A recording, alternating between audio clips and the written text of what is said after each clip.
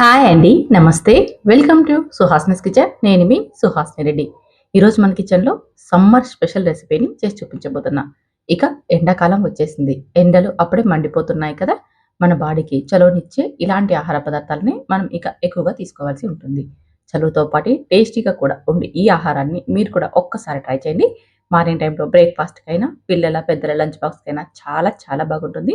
తప్పకుండా మీరైతే ఈ వీడియో చూసి ఈ రైస్‌ని ఒక్కసారి ట్రై చేయండి.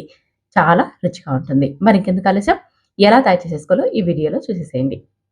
ఇందుకోసం ముందుగా స్టవ్ మీద ప్రెషర్ కుక్కర్ పెట్టుకొని, అందులోకి కొద్దిగా బటర్‌ని వేసుకోవాలి. అలాగే మరికొద్దిగా ఆయిల్‌ని వేసుకోండి. లేదంటే నెయ్యిని వేసుకోండి. తర్వాత ఒక బిర్యానీ ఆకు, 2 చెక్క, 2 లవంగం, 2 ఇలాచీని వేసేసుకొని కాస్త బ్రౌన్ కలర్ వచ్చేదాకా వేయించుకోవాలి. ఇవి బాగా వేగిపోయాక ఇందులోకి కట్ చేసుకున్న 2 పెద్ద సైజు ఉల్లిపాయ ముక్కల్ని కూడా వేసేసుకొని వీటిని కూడా బ్రౌన్ కలర్ వచ్చేదాకా వేయించుకోవాలి. మంటని హై ఫ్లేమ్‌లో పెట్టుకోండి. త్వరగా మనకి ఇవి బాగా ఫ్రై అయిపోతాయి. చూస్తున్నారుగా ఈ విధంగా ఉల్లిపాయ బాగా ఫ్రై అయిపోయాక ఇప్పుడు ఇందులోకి ఒక స్పూన్ అల్లం వెల్లుల్లి పేస్ట్‌ని వేసుకోండి. అల్లం వెల్లుల్లి పేస్ట్ బాగా మనం ఫ్రెష్‌గా అప్పటికప్పుడు దంచుకున్నదైతే స్మెల్ చాలా బాగుంటుంది. ఈ పేస్ట్‌ని కూడా ఒక నిమిషం పాటు వేయించుకొని తర్వాత ఇందులోకి కట్ చేసుకున్న 2 టమోటాలని వేసేసుకోండి. అలాగే కట్ చేసుకున్న 2 పచ్చిమిర్చి ముక్కల్ని కూడా వేసేసుకొని ఈ టమోటాలని సాఫ్ట్‌గా అయ్యేంత వరకు మగ్గించుకోవాలి. ఇలా లో ఫ్లేమ్‌లో మగ్గించుకున్నామంటే టమోటా అనేది మనకి బాగా ఫ్రై అయిపోతుంది. ఒక 5 నిమిషాల పాటు లో ఫ్లేమ్‌లో మగ్గించుకోండి. టమోటా సాఫ్ట్‌గా అయిపోతుంది. తర్వాత ఇందులోకి ఒక స్పూన్ చిల్లీ పౌడర్ లేదా తినగలిగే కారాన్ని బట్టి, అలాగే ఒక హాఫ్ టీ స్పూన్ గరం మసాలాను వేసేసుకొని, ఈ మసాలాని కూడా ఒక నిమిషం పాటు వేయించుకోవాలి. ఇందులోకి ఎక్కువ స్పైసెస్ కూడా మనం యాడ్ చేయమండి. ఓన్లీ మనం రెడ్ చిల్లీ పౌడర్, అలాగే గరం మసాలా. ఎండాకాలంలో మసాలాలు కూడా చాలా తక్కువ తినాలి. అందుకోసమనే తక్కువ మసాలాతో ఈ రైస్‌ని ప్రిపేర్ చేస్తున్నాను. తర్వాత ఇందులోకి ఒక కప్పు పెసలను వేసుకోవాలి. ఈ పెసలను 3 గంటల పాటు నానబెట్టుకోవాలి. కావాలంటే మీరు రాత్రి మొత్తం కూడా వీటిని నానబెట్టుకోవచ్చు.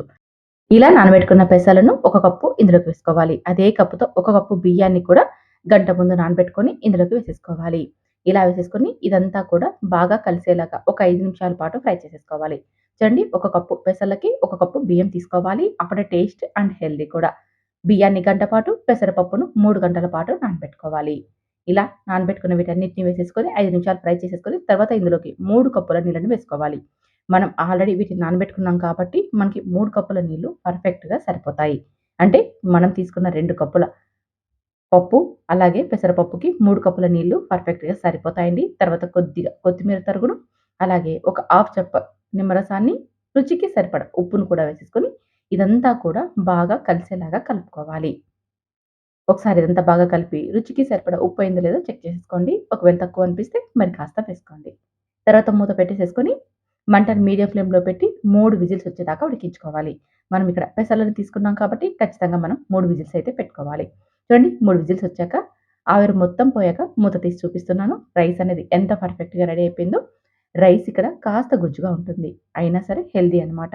ఇలా తయారు చేసుకుంటేనే టేస్ట్ ఉంటుంది. మనకి పెసలకి పైన పొట్టు ఉంటుంది కాబట్టి మన బాడీకి చలువనిస్తుంది. అలాగే మంచి ప్రోటీన్స్ కూడా మన బాడీకి అందుతాయి. ఇలాంటి రైస్ చేసి ఇచ్చామంటే పిల్లలు కూడా కడుపు నిండుగా తినేస్తారు. మరి ఇంకెందుకు ఆలస్యం? పిల్లల లంచ్ బాక్స్‌కైనా, మార్నింగ్ టైమ్‌లో బ్రేక్‌ఫాస్ట్‌కైనా, సండే స్పెషల్‌గా అయినా చాలా బాగుంటుంది. తప్పకుండా మీరైతే ఒక్కసారి ఈ రైస్‌ని ట్రై చేయండి. ట్రై చేసిన తర్వాత టేస్ట్ ఎలా వచ్చిందో కామెంట్ చేయండి. అలాగే నేను చేసిన ఈ రెసిపీ మీకు నచ్చితే ఈ రెసిపీని మీ ఫ్రెండ్స్, ఫ్యామిలీ మెంబర్‌కి షేర్ చేసి ఇలాంటి వీడియోస్ కోసం మన ఛానెల్‌ని సబ్స్క్రైబ్ చేసుకొని ఫాలో అవ్వండి. Thank you for watching.